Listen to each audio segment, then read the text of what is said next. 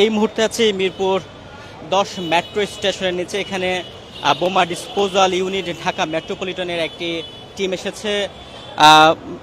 Mirpur 10 metro স্টেশনে বোমা সাদৃশ্য একটি বস্তুর খবর পাওয়া গেছে এবং সেই বস্তুর খবর পাওয়ার পরপরই বোমা ডিসপোজাল যে ইউনিটটি আছে এটি ইতিমধ্যেই এখানে এসে উপস্থিত হয়েছে এবং তারা এই বোমা সাদৃশ্য বস্তুটিকে উদ্ধারের জন্য বোমা ডিসপোজাল ইউনিট কাজ করছে। আপনাদেরকে সরাসরি যুক্ত করেছি বাংলাদেশ প্রতিদিনের ফেসবুক পেজের লাইভে। আপনাদেরকে জানিয়ে রাখতে চাই আজ দুপুরের দিকে মূলত বোমা ডিসপোজাল যে ইউনিট সেই ইউনিটটি বোমা ডিসপোজাল সাদৃশ্য যে বস্তু সে বস্তুটি দেখতে পায় এবং দেখার পর পুলিশকে জানানো হয়। ইতিমধ্যেই পুলিশের বোমা ডিসপোজাল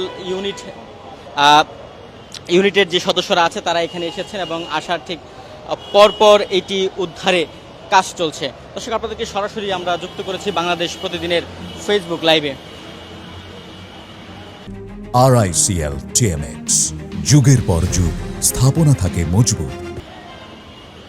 আপনারা দেখছেন যে এই মিরপুর মেট্রো 10 স্টেশনের নিচে পুলিশের যে বোমা ডিসপোজালের বিশেষ ইউনিট সেই ইউনিটটি এসেছে ইতিমধ্যে এবং সেখানে যে বোমা সাদৃশ্য বস্তুটি আছে সেই বোমা সাদৃশ্য বস্তু উদ্ধারে ইতিমধ্যে মেট্রো রেলের উপরের দ্বিতীয় তলায় বোমা ডিসপোজাল ইউনিটের সদস্যরা ইতিমধ্যেই পৌঁছেছে এবং